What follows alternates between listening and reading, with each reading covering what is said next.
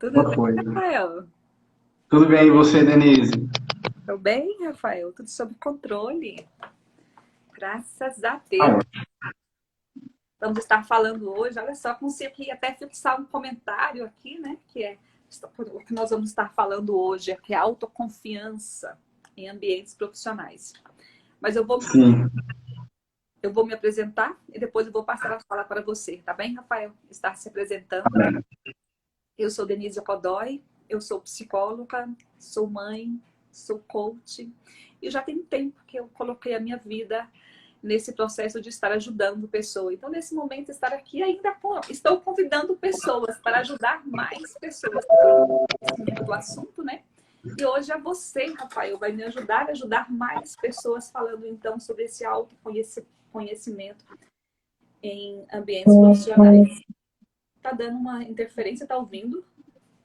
Eu tô te ouvindo. Ah, tá, tudo Você bem. está me ouvindo bem? Ok, tá. Deu um ruído, mas tudo bem. Tudo bem, Rafael, se apresente. Bom, meu nome é Rafael Jardim, eu sou administrador. Eu acho que a maior parte da minha carreira profissional foi dentro do mundo de consultoria, onde eu aprendi muito e onde eu cresci muito e muito rapidamente também. Assim, eu consegui me desenvolver bastante e aprender muita coisa. E de alguns anos para cá eu assumi algumas posições assim de liderança e aprendi muito sobre o mundo profissional e aprendi muito sobre mim ao longo desse processo e comecei a conversar com muitas pessoas sobre assuntos relacionados a não só gestão, mas crescimento profissional, obtenção de sucesso, como obter sucesso. Isso é um assunto que começou a me interessar cada vez mais e muitas pessoas do meu meio passaram a conversar comigo muito sobre esse assunto, né? Então, nos últimos anos eu venho falando muito sobre isso, né? Sobre Uhum. o processo de desenvolvimento profissional,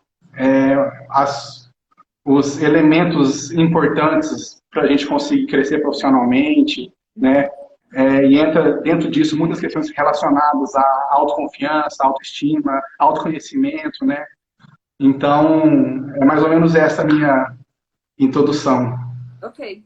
Rafael, eu vou pedir para você para que a gente convide mais pessoas, inclusive você que está aí, se você puder nos ajudar enviando esse aviãozinho, já que eu sei que a sua bagagem é muito grande. Você começou nesse processo. Rafael, a gente vai falando por aqui, mas vamos estar enviando o aviãozinho. Tá. Rafael, você começou esse processo bem jovem, né?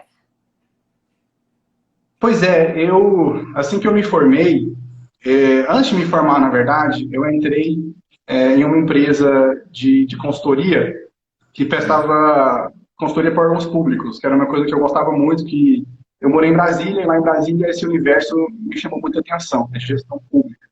Então eu decidi que eu queria trabalhar numa empresa que prestasse consultoria para órgãos públicos.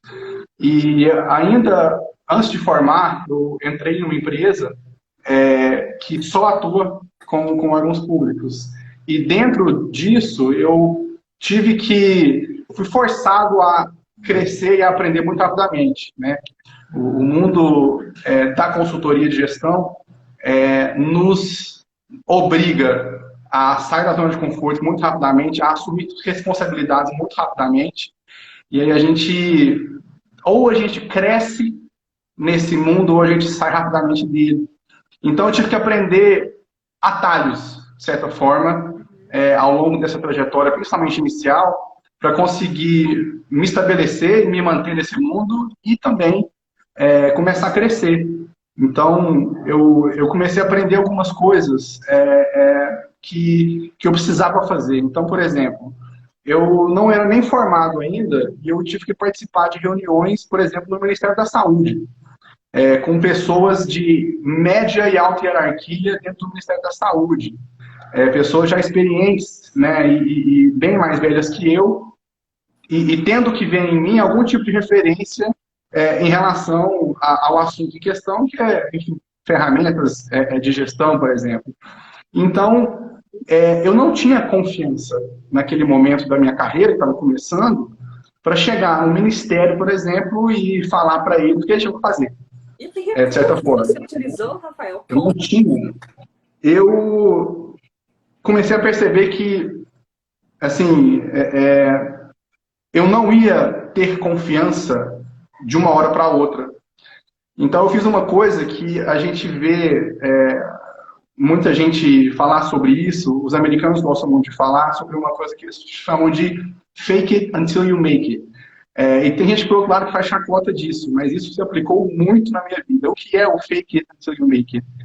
Você está naquele ambiente, você tem que, de certa forma, às vezes, assumir um personagem, assumir uma característica que você não tem. No caso ali, eu não tinha confiança nenhuma no que eu estava fazendo. Estava começando a minha vida profissional. Mas o que eu tive que fazer era fingir confiança. Eu tinha que entrar nas reuniões, entrar naquele ambiente do ministério, com o peito estufado e passando o máximo possível a aparência de eu saber o que eu estava falando. Porque eu não sabia tanto assim, eu nem era formado ainda. Mas o importante naquele momento não era só eu saber, ou propriamente eu saber, e sim eu passar para o cliente uma segurança. Né? Eu estava entrando na empresa, eu estava aprendendo, mas eu não tinha tanta experiência. Então eu fingia segurança. Eu fingia. E isso aconteceu. Depois de um certo tempo, e não durou muito, eu passei a estar confiante, porque as pessoas compravam a ideia de que eu estava confiante e passavam para mim esse feedback de que eu estava. Isso me fez ficar cada vez mais confiante. Em pouco tempo, eu passei a estar naturalmente confiante. Porque no começo eu não estava, mas eu fingi estar.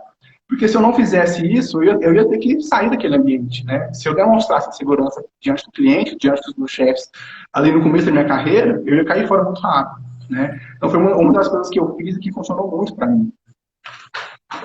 Fala sobre isso, quando você fala assim, o fingir nada mais é do que uma imaginação, né?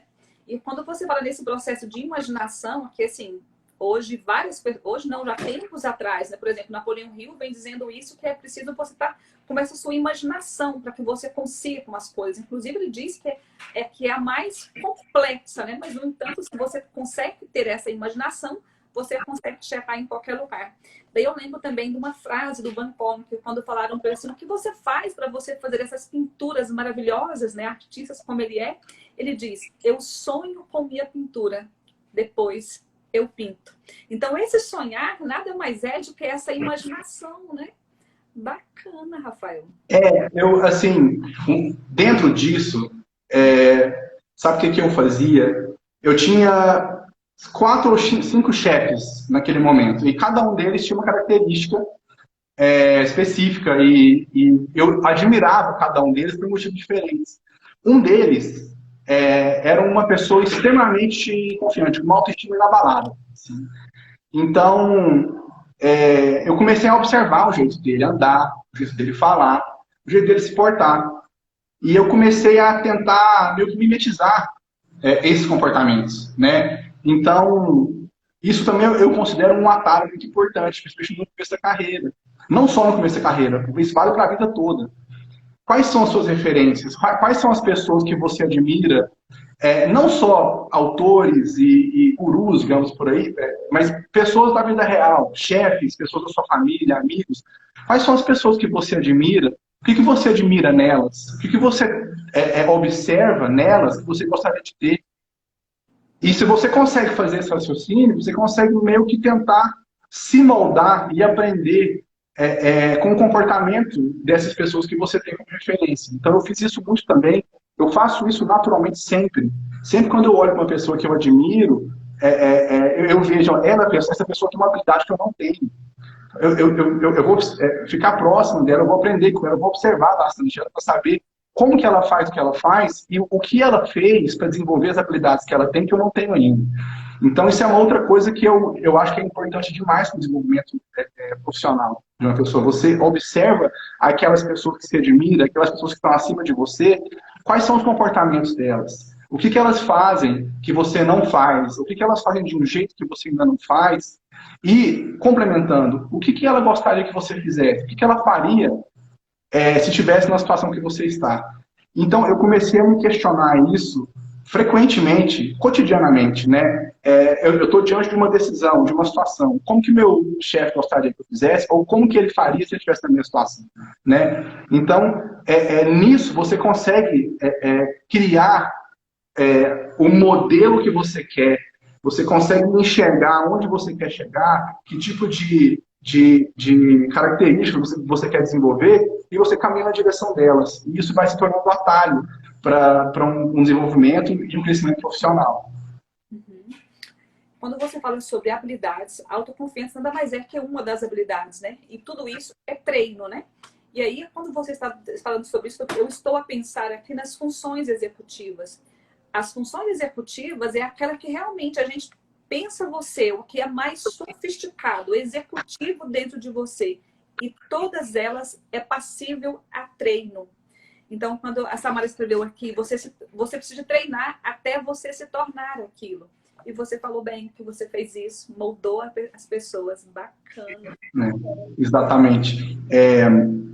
Tem algumas características que não são tão palpáveis, assim, né? Que a gente entra naquele assunto de hard skills e soft skills, né? O que são os hard skills? São as habilidades mais palpáveis, técnicas, ferramentais. Então, o conhecimento de um Excel, saber uma língua, um curso técnico que você fez, uma ferramenta que você sabe usar, um software que você usa.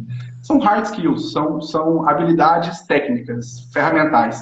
E aí os soft skills são as habilidades comportamentais, aquelas mais, digamos assim, subjetivas, não palpáveis.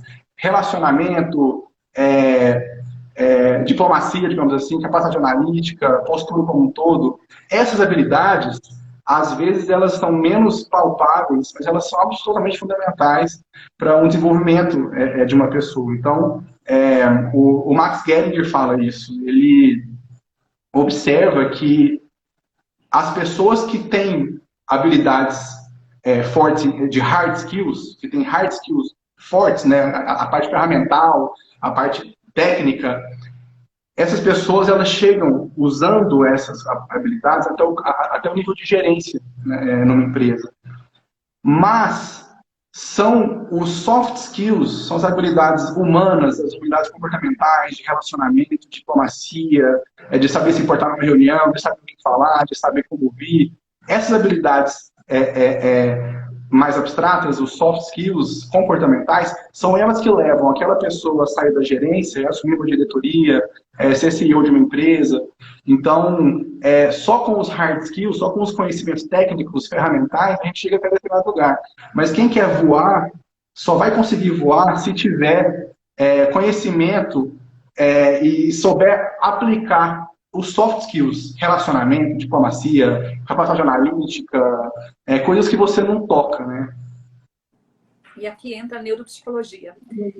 Essa parte do nosso cérebro, a parte pré-frontal. Essa parte é a parte responsável pelos nossos comportamentos. Sendo ela responsável pelos nossos comportamentos, um dos comportamentos mais sofisticados do nosso cérebro são as funções executivas. E nessas funções executivas, como eu disse para você, ela é passível a treino. Então, pense você que é uma busca intencional para soluções de problemas.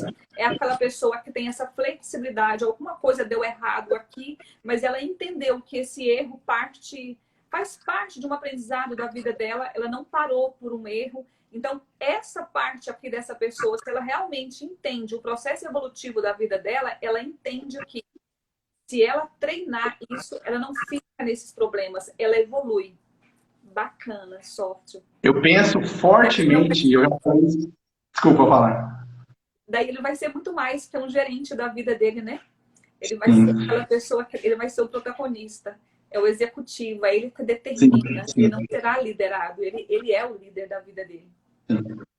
Eu falo muito e eu penso fortemente que assim, a gente está nessa vida para evoluir, né? A gente tem que sempre buscar evoluir em tudo, né? Mesmo sabendo que todo mundo tem defeitos, enfim, a gente tem que evoluir na vida. Então, a gente vai evoluir naturalmente, mas quanto mais consciente a gente estiver da necessidade de evoluir, de que a gente só vai conseguir grandes coisas, a gente só vai conseguir alcançar nossos objetivos se a gente estiver caminhando rumo a uma evolução, a uma melhora das nossas próprias características, da nossa pessoa.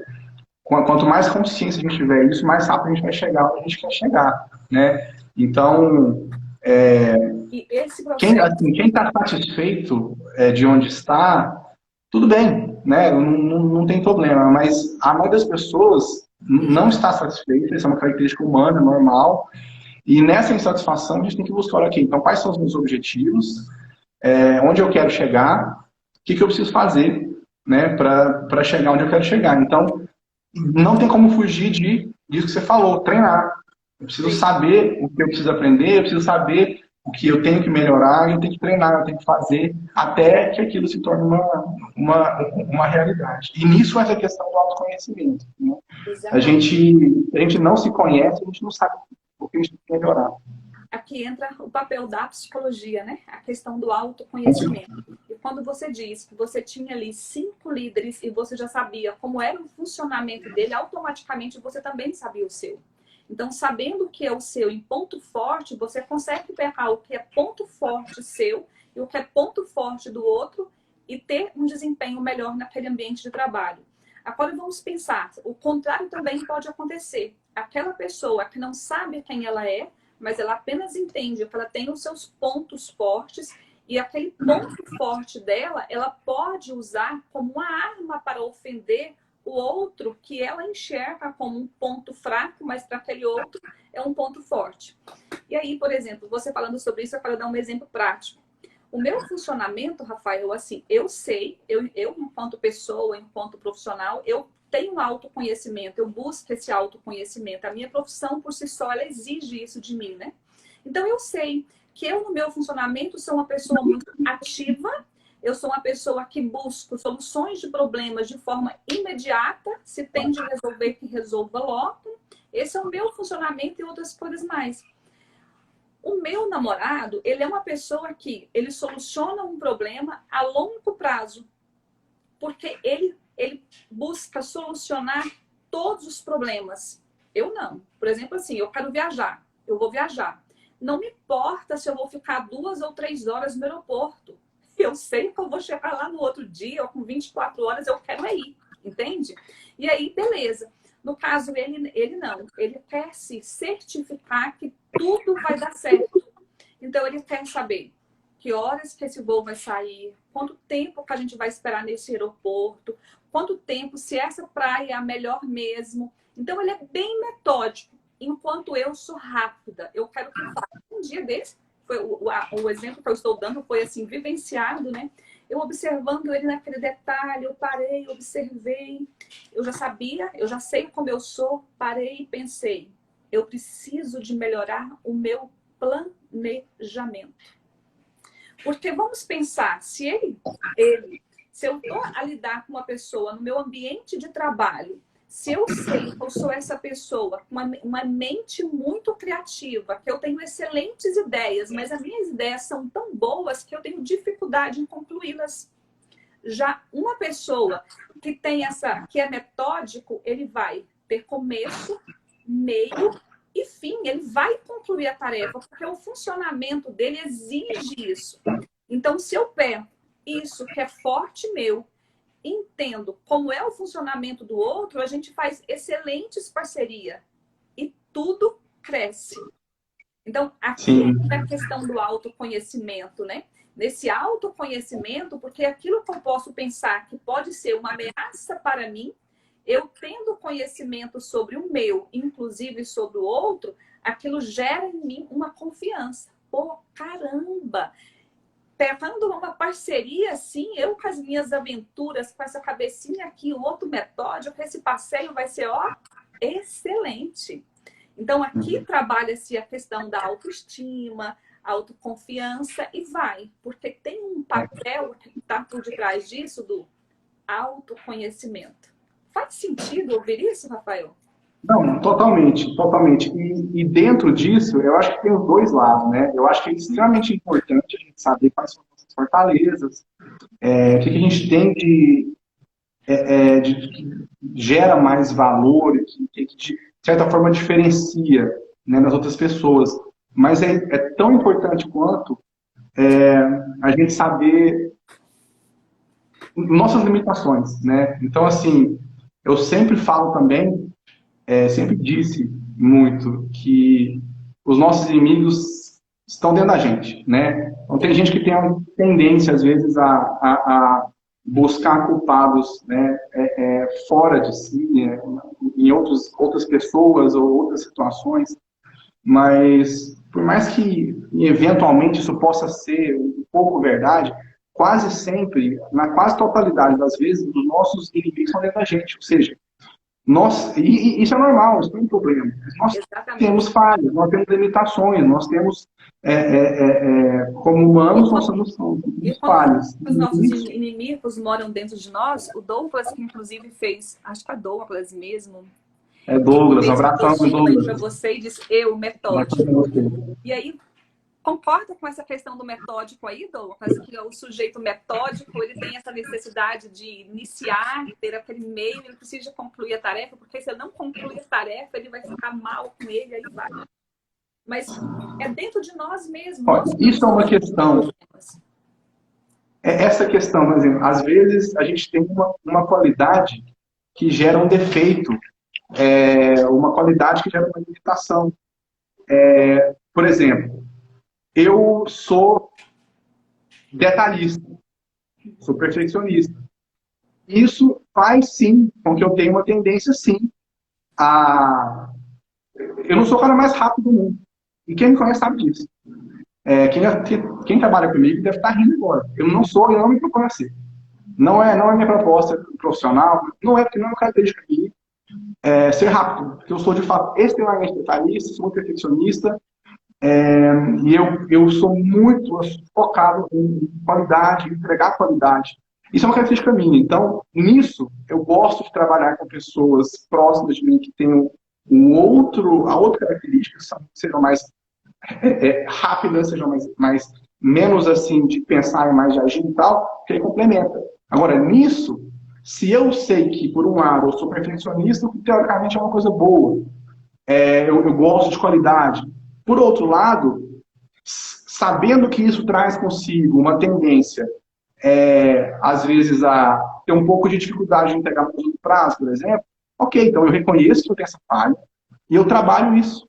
Eu vou encontrando maneiras de trabalhar isso, de ir melhorando isso gradualmente. Eu não tenho que pegar os meus defeitos, minhas falhas, minhas limitações e transformar elas numa qualidade. Não necessariamente. Às vezes pode ser o caso, mas quase sempre eu enxergo assim, eu tenho que reconhecer as minhas falhas, as minhas limitações, para não transformá-las numa qualidade, mas para mitigar o impacto negativo que elas podem trazer. Ou seja, eu não vou virar o cara mais rápido do mundo. Eu tenho que conseguir fazer com que essa limitação que eu tenha fique mitigada, né? Que eu não tenho tanto esse problema, que eu não sofra tanto com problemas relacionados a isso. Então, o quanto mais eu tiver o autoconhecimento de saber não só minhas qualidades, mas as minhas falhas, e eu reconhecer que eu tenho e tiver interesse de trabalhar isso, eu posso não transformar essa falha numa qualidade, mas eu vou diminuir o impacto negativo, enquanto as minhas qualidades vão me levar para onde eu quero chegar. Caramba, excelente. Excelente colocação. E olha só, e vamos pensar, se você é uma pessoa que não tem esse autoconhecimento sobre você, e você tem uma chefe como eu, que também não tem um conhecimento sobre você, e essa chefe, ela começa a falar para você que você é uma pessoa muito lenta, que você é uma pessoa que não entrega resultados, porque diante dos meus resultados, os seus podem ser baixos, entende? Porque eu, de repente, estou ali mandando um monte de coisa, mas não tenho um certo nível de perfeição. Então, se você não tem esse autoconhecimento sobre você, você pode ficar com a sua confiança abalada. Então, aqui entra o processo do autoconhecimento em tudo, para que você realmente tenha uma alta confiança sobre quem é você, sobre o seu funcionamento, é preciso sim ter esse processo de autoconhecimento. Porque senão, aquilo que poderia ser uma fortaleza para você, eu posso desmoronar você, sendo a sua chefe. Exatamente. Eu leio muito, assim, a gente costuma perceber, Ao contrário lendo. disso, eu sabendo, né? Eu volto àquele exemplo, mas se eu tenho autoconhecimento sobre mim e sobre você, a gente vai fazer uma parceria de sucesso, de sucesso. Exatamente. Exatamente. Eu percebo que, assim, quando a gente lê sobre a história de algumas pessoas que alcançaram muito sucesso onde alcançaram, seja no, no, no ambiente profissional, de, sei lá, empreendedor ou esportista, as pessoas que alcançaram muito sucesso, geralmente elas tendem a ser muito autocríticas, né? E isso pode trazer, isso pode ser positivo, pode ser negativo, depende da maneira que a gente trabalha. Mas tem uma pessoa que eu tenho como um dos meus ídolos, eu gosto muito de basquete, e eu gosto muito da história esportiva do Michael Jordan. Quem não conhece tanto, pensa assim, o Michael Jordan é aquele jogador que foi o melhor jogador de basquete da história, que ganhou vários campeonatos. Mas não é bem assim, né? Ele foi ganhar o primeiro campeonato dele já com, sei lá, acho que uns 8 anos de carreira. Estava na 7, 8 anos de carreira, estava na mais da metade da carreira dele. E assim, o que a gente consegue aprender com a trajetória dele, por exemplo? A história de vida dele, tem uma série na Netflix que fala um pouco sobre a vida dele. Ele cresce com a falha, ele cresce com o erro. A maior habilidade mental dele a explicação de onde vem o talento dele é ele não aceita a derrota. E ele não aceita não crescer com a derrota. Então, ele mesmo fala, as pessoas veem as vitórias dele, mas se eu ganhei os campeonatos que eu ganhei, eu 6 campeonatos, que é muita coisa no ambiente do basquete, porque eu falhei muito, eu errei muitas cestas, eu deixei meu time na mão muitas vezes. Ele foi cortado do time de basquete dele da high school com 15, 16 anos, porque o técnico falou que ele não estava performando bem. E a consequência disso é que ele passou as férias dele fazendo nada além de jogar basquete. Aí no campeonato seguinte, ele jogou tão bem que ele foi logo para a faculdade. Então, as vitórias, quem vê de longe acha que é uma vitória. As vitórias dele, do Michael Jordan, são sempre consequência de uma derrota doída, em que ele aprendeu com aquela derrota, ele entendeu onde ele falhou, o que ele deixou de fazer, o que ele fez em excesso, enfim. Ele aprendeu, entendeu onde ele errou, e aí ele ganhou, ele venceu a partir desse aprendizado. Então, mais uma vez, autoconhecimento. A história de vida dele, esportiva, é essa.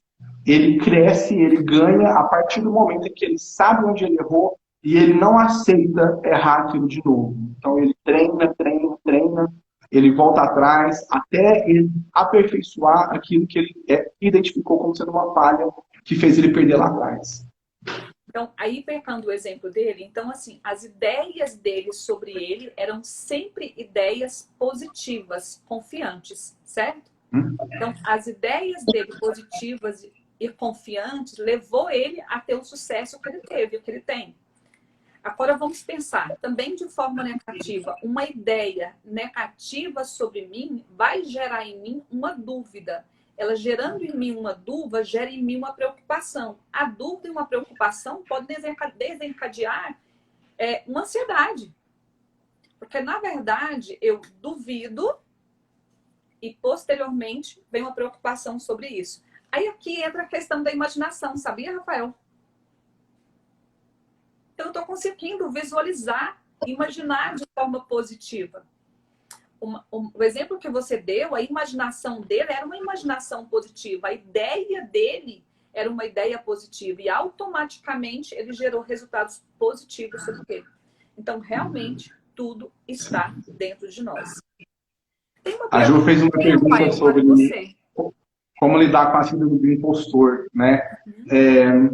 Uma das minhas experiências profissionais mais assim, impactantes foi numa empresa jovem que tem pessoas com talento enormes. Impostor aí, ou você quer que eu faça aqui? Porque de repente... Não, é porque, no caso, quando eu estava entrando nessa empresa, teve um palestrante que falou exatamente sobre isso, que é a síndrome do impostor. Eu não sabia o que era isso, até que eu descobri o que era e descobri que eu tinha isso demais.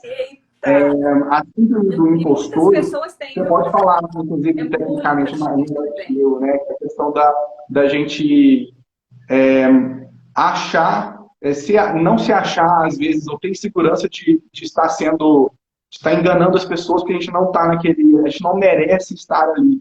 Essa síndrome do impostor, ela só atinge quem não é impostor. Quem realmente é impostor, sabe que é impostor. Então, a síndrome do impostor é aquela síndrome, você está se questionando, será que eu não mereço estar aqui? Será que eu não tô, que eu não, né, que eu não fiz por merecer isso? Se você pensa isso, você pode ter certeza que não, que você está no lugar certo, sim, que você se cobra muito, que você tem uma característica de se cobrar, e dentro disso o importante é como que eu lido com isso? Como que eu lido com essa cobrança? Eu tenho que viver, eu tenho que ter uma vida saudável. Então, não precisa ser um problema eu me cobrar muito. Os grandes líderes tendem a se cobrar muito. Mas como que eu vou lidar com isso? Né? Eu preciso, ao mesmo tempo de me cobrar muito, eu preciso entender e reconhecer as minhas vitórias, a minha trajetória, onde eu cheguei. Né? E eu acho que o professor fala um pouco sobre isso. Peraí, se você realmente está se questionando de não estar no lugar certo, de não dever estar aí, olha para o seu passado. O que você já fez? O que você já estudou? Por onde você passou? O que você já aprendeu? Né? Se você chegou até onde você está, alguém ou um grupo de pessoas viu em você potencial, habilidades, conhecimentos que fazem você merecer estar onde você está. Então, ok, eu me cobro muito, tudo bem, mas saiba lidar com isso. E faça o exercício de reconhecer o quanto for possível as suas vitórias, as suas conquistas, a sua evolução, e não ter vergonha de comemorar, inclusive as pequenas vitórias. Tem muita gente que fala muito isso, né? E eu aplico isso muito. Eu sempre, quando eu percebo que eu alcancei um objetivo, enfim, alguma coisa positiva aconteceu por mérito meu, eu comemoro, eu paro e comemoro, eu olho e penso, não, peraí, isso é mérito meu, sim. Eu mereci isso. Eu quero dar um exemplo sobre isso. Eu tenho uma amiga que ela mora aqui nos Estados Unidos. Ela veio do Brasil, muito jovem. Ela está aqui já tem quase 20 anos. Vem de uma família muito humilde. Ela veio para cá. Ela estudou inglês. Ela formou.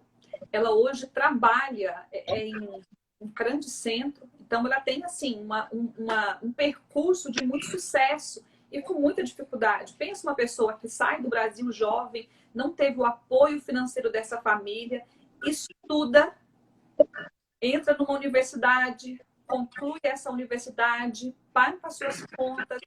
Você olha para essa pessoa, qualquer pessoa olha para ela e fala assim, caramba, você faz isso aqui nos Estados Unidos. E ela nunca olha para ela como sendo essa pessoa. Ela está naquele nível de cobrança. E aí, um dia, conversando com ela, eu falei, amiga, mas essa síndrome não deixa você, já tem um tempo, né? A maior dificuldade dela, ela não consegue olhar para o passado dela e reconhecer esse percurso dela. Teve um dia que eu falei para ela, olha para você e fala para mim quantas pessoas da sua idade conseguiam fazer o que você fez. E a gente começou esse exercício de treino. Eu não sou psicóloga dela, eu sou amiga dela. E cada vez que acontece alguma coisa, ela fala, eu fiz isso, então agora vibra com você. Vibra com você, olha, vibra. É para vibrar com você. É para dizer para você, nossa, você realmente conseguiu. Porque uma vez que você faz isso, você precisa de criar memórias aqui porque para cada obstáculo que você tiver que enfrentar, você vai ter armazenado na sua memória que você foi capaz. Para as pessoas que têm dificuldade em celebrar isso, ela está sempre achando que ela não vai dar conta. Porque a hora que ela busca esse recurso interno, não está ali gravado, não está memorizado na memória dela. Então, faz-se necessário sim. Por pequeno que seja a sua conquista, olhar para você e falar, caramba, você é forte, você é poderosa. Porque quem tem que achar isso de você? É você mesmo. Você é a primeira pessoa a olhar para você e reconhecer. E realmente, as pessoas que têm a síndrome do impostor, elas podem ser qualquer coisa. Mas elas são pessoas merecedoras de estar onde estão. Porque são pessoas fortes, guerreiras, mas não se vê sendo. Então, faz-se necessário o exercício, o treino. Se você não é, você precisa se tornar. E aquilo que a gente não treina, a habilidade nossa que não é treinada, a gente perde ela, sabia, Rafael? Então, vou dar um exemplo para você que eu ouvi ele uma vez, achei fantástico. Olha só, se eu falar para você, Rafael, a partir de hoje, nós vamos imobilizar o seu braço esquerdo e você só vai trabalhar com o seu braço direito. Daí você vai trabalhar com ele, você vai fazer exercícios, as ABDs, atividades de vida diária, todas elas somente com o seu braço direito. Daqui a um tempo, o que vai acontecer? O seu braço direito vai estar musculoso e aquele que não foi trabalhado, ele foi atrofiado. Então, uma habilidade que você tem, que você não trabalha ela, você perde. Então, isso é na vida. Para toda e qualquer situação, é preciso você treinar uma habilidade. Assim se faz com os nossos músculos. E uma vez que você treina, por mais que você passe por uma situação extremamente crítica, terrível, e aí, de repente, aqueles músculos parece que perderam-se a forma. E com o passar dos dias, você vai voltando a ser aquela pessoa confiante. Quando você olha, os seus músculos, eles estão crescidos novamente. Porque assim, se os seus músculos têm memória, o seu cérebro também tem memória. Sim. Bora treinar. Nenhuma síndrome dessa ataque ninguém. Sim. Tem uma questão que é assim, que parece contraditória e quem consegue enxergar e manifestar as duas coisas, eu acho que tá um passo à frente. Que é assim, eu valorizo e admiro muito não só assim, em líderes, mas em todo mundo, a humildade, principalmente em líderes, né? Quando você olha para um líder, alguém está acima de você e vê traços de humildade dele, aquilo é extremamente poderoso e aquilo empodera o próprio líder, né? Mas isso pode andar junto, e aí isso é um desafio para muita gente, com autoestima, com reconhecer a sua própria trajetória, reconhecer os seus méritos, né? Então, uma coisa não precisa combater a outra, uma coisa não precisa prejudicar a outra. Então, é possível você manifestar, ser humilde, manifestar a humildade onde você trabalha, desde a forma que você fala com todo mundo, estar disponível a atender e falar com todo mundo da mesma maneira, mas também não deixar de saber de onde você veio, onde você chegou, quais são as suas conquistas, a sua trajetória, e ter uma autoestima alta, e saber quais são os seus valores. Então, e aí volta para a questão do autoconhecimento. Quanto mais você se conhece, mais você consegue fazer as duas coisas, porque eu tenho uma autoestima elevada, porque eu sei onde eu cheguei, eu sei que eu mereci chegar onde eu cheguei, mas eu sei as falhas que eu tenho, eu sei que eu sou humano, eu sei que eu erro, e isso me volta para a realidade, me faz manter sempre uma humildade.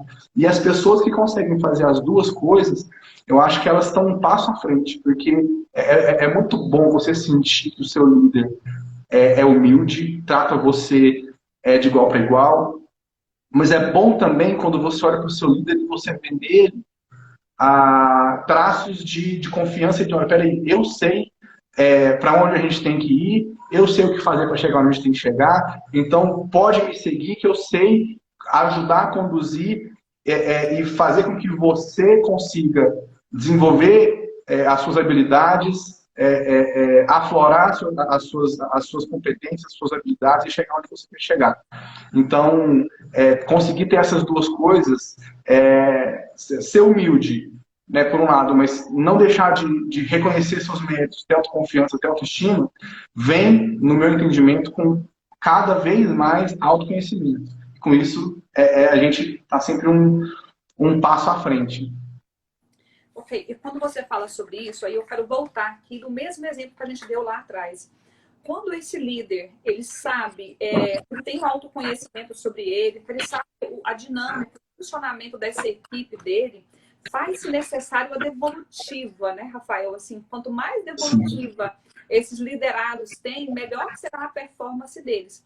E até mesmo quando você vai dar um feedback, que é essa devolutiva para essa pessoa que está ali na sua equipe, todos que estão a trabalhar para o melhor desenvolvimento, a desenvoltura daquela equipe, eu sempre estou falando que a melhor maneira de dar uma devolutiva, um feedback Então vamos pegar o exemplo. Rafael, eu sou a sua líder. Rafael, Rafael, hoje eu tô aqui para conversar com você e tal. Pode ser uma coisa rápida, 2 minutos, 3 minutos. O dia que quiser, se necessário um tempo maior, eu vou deixar essa pessoa para um espaço, mas tá. Mas eu encontrei você por ali e falei para você, Rafael, eu gosto tanto da forma com que você trabalha. Eu gosto muito, porque você tem tanta precisão. Quando eu pego um trabalho seu, eu já tenho certeza que foi você que fez, porque assim, é com tanto capricho, é com tanto zelo e tal. Parabéns para você, viu, Rafael? Muito bom. Você está aqui com a gente tem muito tempo, a gente manter você por aqui, porque você faz toda a diferença em nossa equipe. No entanto, eu gostaria de pontuar para você um ponto de melhoria. O ponto de melhoria que eu gostaria que você estivesse a pensar é o prazo. Tem alguns prazos que eles estão meio que extrapolados. Daqui para frente, eu gostaria que você permanecesse na sua forma, no seu desempenho ali de metódico mesmo, né? Que você é bom nisso. E quando eu digo para você que é metódico, eu preciso deixar claro, vou abrir um parênteses aqui, isso é uma característica positiva. Não é para dizer para você que você é ruim, não é nada disso. Então, fechando parênteses, a gente continue. Tudo bem, Rafael? Então, essa devolutiva faz com que a confiança de qualquer pessoa ela esteja lá em cima. Eu consegui passar para você que você se sentiu, nossa, caramba, eu sou bom mesmo. Eu sei que realmente, às vezes, eu sou lento para alguma coisa, mas eu posso melhorar. Eu faço a diferença nessa equipe. Automaticamente, a confiança sua fica lá em cima. Eu tô rindo, Denise, porque é tão real isso que eu passei por uma experiência recente em relação a isso, que eu vou contar logo mais, mas uma das empresas que eu trabalhei, quando eu entrei, depois de uns 5 ou 6 meses, teve um treinamento obrigatório para todos os líderes, todos os gestores dessa empresa. E era um treinamento que um dos tópicos era feedback. Então, eles foram ensinar tecnicamente como se dá feedback. Uhum. E aí, foi muito interessante, porque eu descobri que assim, eu não tinha estudado especificamente sobre isso, de forma assim, direcionada. Obviamente, eu já tinha lido sobre, né? Mas eu vi que eu aplicava exatamente o que eles orientavam, que é o que você falou. Eu fazia naturalmente isso. Toda vez que eu ia dar um feedback negativo, e eu não tenho facilidade de fazer isso, quem me conhece sabe, não é fácil para mim, mas eu tive que fazer. Eu sempre começar, todo mundo, assim, se aquela pessoa está na sua equipe, é porque você sabe que ela tem talentos, você sabe que ela merece estar onde ela está, você gosta do trabalho dela, você gosta de alguma coisa que ela tem. Sim. Então, eu sempre começava com o elogio, aí eu dava o feedback negativo e eu terminava com o elogio. E eu fazia isso naturalmente. E aí eu vi que essa era a técnica que tinha que seguir. E as pessoas sempre saíam muito leves das conversas, né? Porque, assim, eu não tinha que fazer cara feia, eu não tinha que ficar sisudo nem nada. E eu percebia que isso gerava ainda mais resultado, porque as pessoas ficavam tranquilas e se sentiam seguras. Elas sentiam que ele vê um defeito em mim, ele vê uma qualidade. Então, assim, eu acho que tem gente que não pensa assim como eu, mas eu defendo muito que a pessoa precisa sentir que ela pode errar. Tem gente que fala o contrário. Não pode errar, tem que fazer a pessoa sentir. Quando eu percebo que eu posso errar, eu trabalho com mais leveza e eu trabalho rumo a uma melhoria. Eu tento evoluir, mas sem aquela pressão, aquela negatividade e tal. Tem muita gente que odeia esse pensamento, mas eu vivo e eu aplico isso e eu vejo os resultados. Quando eu falo para a pessoa, quando eu mostro para a pessoa que ela está num ambiente seguro, que eu confio nela, ela se sente com os 2 pés no chão para poder melhorar aquilo que eu estou pedindo para ela melhorar, seja pelo motivo que for, né? E é engraçado que eu fiz um processo seletivo agora para uma vaga na empresa que eu estou, bem extenso, eu entrevistei muita gente e muita gente boa. E é muito doído ter que, no final do processo, ter que ligar para a pessoa e falar que ela não foi aprovada. Só que eu encontrei habilidades e qualidades em todas as pessoas que eu entrevistei. Então, eu levantei a bola, mas eu não fiz isso para... Eu fiz, foi natural, eu não tive que mentir para isso, mas eu levantei a bola de todo mundo, depois de uma forma o mais sutil possível, dizer para ela que por algum motivo ela não foi aprovada. Ninguém saiu triste, assim, todo mundo saiu eu senti que leve disso, né? Que é o feedback, né? Não é de trabalho, é de um processo seletivo, mas a pessoa, ela sai de lá sentindo que não, peraí, ele viu qualidades em mim. Eu não entendo esse processo, porque tem um monte de gente, tem alguma característica de outra pessoa que naquele momento aquela empresa precisa mais. Mas eu posso continuar meu processo de buscar uma oportunidade, e agora ele me falou coisas que talvez eu nem sabia que eu tinha, que são fortes, né? Isso é tão importante para as pessoas. Eu percebo, na maioria das vezes, quando a gente está dando uma devolutiva, passando um feedback para aquela pessoa, a pessoa não tem noção do que é ponto forte na vida dela. E isso faz toda uma diferença para quem está ocupando essa chefia e esse lugar, para estar tendo esse olhar para essa pessoa. Ele não está sendo contratado para essa vaga, porque de repente ele é muito para essa vaga. Porque em muitos casos acontece isso, você pega um currículo daquela pessoa e fala, caramba, o que eu vou fazer com isso? Esse indivíduo é muito. Então, às vezes a pessoa pensa que ela precisa tanto daquilo, mas se você deixar ela naquele espaço, você está impedindo ela de crescer. Eu tenho esse cuidado. Quando eu fazia seleção, eu falava para a pessoa, olha, esse cargo aqui não é para você. Você tem potencial para muito mais. Olha, as suas funções cognitivas, quando eu estou a avaliar, porque a gente aplica técnica, teste de raciocínio lógico, memória. Cara, as suas funções cognitivas, elas são privilegiadíssimas. Você teve médio superior nisso, teve isso, aquilo outro. Eu não vou contratar você aqui porque você tem potencial para muito mais. O salário aqui é tanto. Se espera isso. Eu gostaria que você não parasse por aqui. Eu entendo a sua necessidade, mas não pare por aqui. Acredite em você e continue. Isso faz todo o diferencial. A pessoa fica assim, pô, caramba. Uma vez que eu contratei, estava ali fazendo uma seleção para a moça falou para mim, o salário era 2, salário 2,5.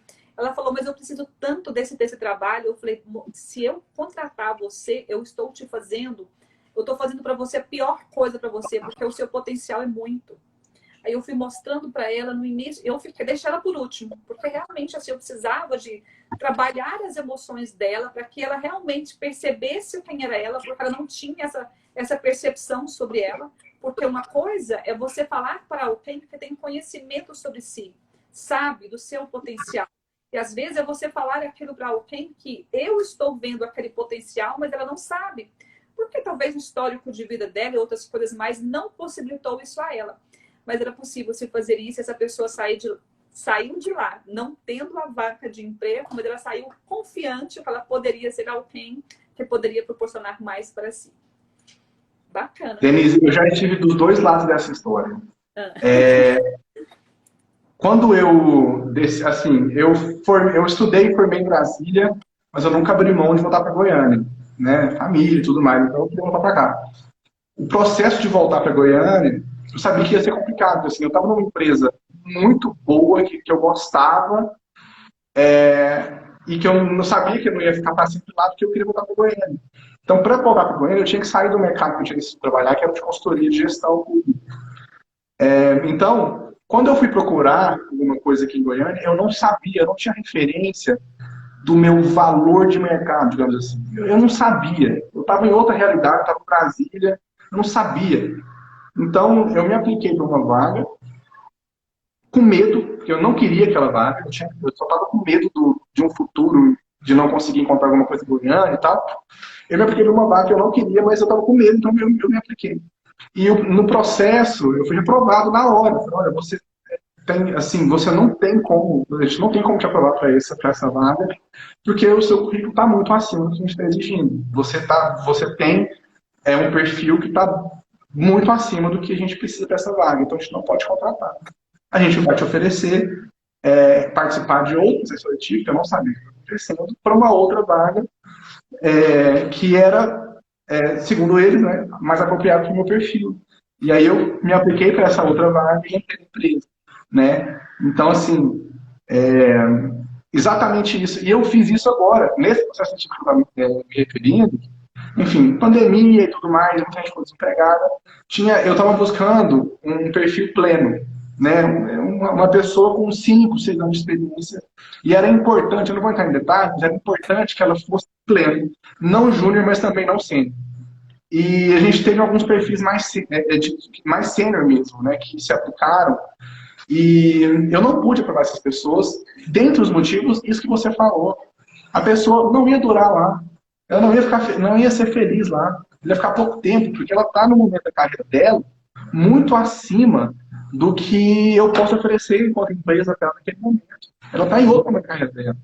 Então, ela vai entrar, vai se frustrar rapidamente e vai sair. Ou então ela vai ficar ali deixando de explorar uma potencialidade, deixando de assumir uma posição que é mais apropriada para o momento que ela está, né? Então, isso é muito real. Eu vivi os dois lados disso, né?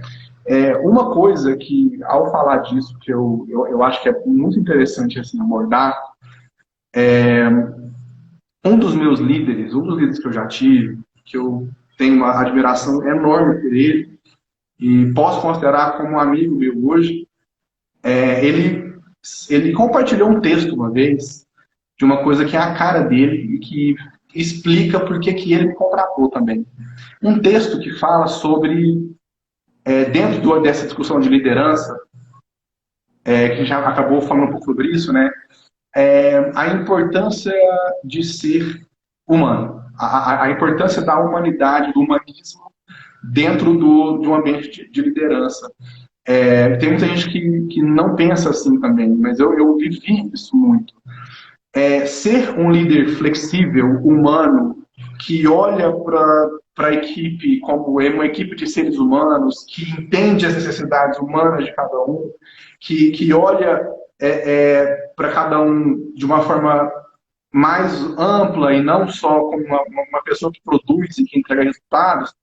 Ser humano, ser flexível com a sua equipe, dar a ela flexibilidade e um espaço saudável para trabalhar, é comprovadamente estratégico. É cientificamente comprovado que é estratégico ser assim, que líderes que são humanos, que tratam a sua equipe com aspectos de flexibilidade, de humanismo, tendem a alcançar melhores resultados e, o principal, a longo prazo. Os líderes que são aquele chefe tradicional, aquele cara linha dura, que cobra resultado, que faz pressão, ele consegue excelentes resultados no curtíssimo prazo. Ou ele vai ter uma rotatividade alta, ou a equipe dele vai adoecer, ou simplesmente vai sabotar, vai passar a boicotar aquele líder. Então, os líderes humanos, eles conseguem resultados prolongados, porque eles conseguem estabelecer um ambiente saudável para as pessoas trabalharem. E eu fiquei muito feliz de ver que isso é científico, porque eu era assim, meio que, tipo assim, naturalmente, de perfil mesmo. Esse cara que me contratou, que era meu chefe, também era assim naturalmente, mas ele levou um texto falando, olha, isso é estratégico. É comprovado cientificamente que é estratégico para uma empresa ter líderes humanos que entendem a necessidade das pessoas, além da questão do trabalho em si. Isso gera resultado, isso gera faturamento, gera lucro, gera todos os resultados assim, possíveis, né? Mais positivos do que aquele que não tem aspectos de humanismo, de flexibilidade. E aí, quando você faz isso, essa pessoa que tem esse perfil de cobrar resultado o tempo todo, não querendo saber como é que está a condição daquela pessoa, se tem alguém na família doente, mas ele quer resultado, venda, seja o que for resultado, essa pessoa caminha muito rápido, só que ele não vai longe, né? Então, ele vai, mas só que ele não vai longe, ele vai em determinado tempo e para por ali. A Coral Ken, que tem esse olhar mais humano, ele caminha devagar, mas o sujeito, quando saiu no percurso dele, ele foi longe. E ele vai com muitas pessoas do lado dele, ele vai contribuindo com a melhoria de vida dele, ele vai contribuindo com a vida dos seus... Ele gera resultado consistente. Exatamente. E esse resultado é em números, em estabilidade emocional. Então, assim, realmente, precisamos de pessoas mais humildes, precisamos de pessoas que tenham esse olhar mais humano das pessoas, automaticamente criando mais pessoas mais confiantes. Quantos profissionais estão detonados e estão a detonar outras pessoas porque estão simplesmente cobrando resultado, não estão pensando como está, o que eles estão fazendo? Vocês estão criando pessoas confiáveis ou simplesmente está fazendo máquinas ali que esteja fazendo com que o seu negócio simplesmente ande? Mas não tem nenhuma motivação, não tem nenhum sentimento naquilo, são empresas frias, né? Precisamos de ter um ambiente de trabalho mais assim, mais generoso, mais humano, para que a gente consiga... Isso traz resultado. Isso não é só, caridade, isso é estratégia. É preciso equilibrar, ter mais resultados. Juliana, ficou claro aí para você sobre a pergunta? Ou quem mais fez alguma pergunta para mim? Que eu fiz. Deixa eu ver se passou já. Se tiver alguma pergunta, pergunte aí novamente. Pai, já tem 1 hora que nós estamos conversando, acredita? Muito bom. Bora parar por aqui? Vamos marcar outros encontros? Se vocês gostaram, conta para nós aí como é que foi nos ouvir. Rafael, mas muito obrigado pelo seu tempo, pelo seu conhecimento. E assim, o seu conhecimento é muito grande. Eu percebi que tem esse profissional aí muito grande com esse olhar humano. Isso faz toda a diferença. Muitíssimo obrigada, tá? Obrigado, minha primeira live de live. É mesmo? Então aqui comigo eu vou querer mais, pra gente fazer mais. Porque esse conhecimento aí vem muito, né, Rafael? Precisamos de explorar esse conhecimento. As pessoas precisam de saber a quantidade de conhecimento que tem por aí. Olha a Derli por aqui, eu nem tinha visto ela, que gracinha. Várias pessoas estão por aqui. Um abraço pro meu tio, Eduardo. Obrigada, gente, por vocês estarem aqui. Um namorado que viabilizou essa live também. Exatamente. Se vocês tiverem alguma dúvida e quiserem perguntar para mim ou para o Rafael, nós nos colocamos à disposição de vocês. Mas para este momento, muitíssimo obrigado. Obrigado a todos. Eu vou deixar salva a live, tá? Tá bem. Então, bye, bye. Tenham uma excelente noite. Obrigado. Tchau, tchau. Tchau, tchau.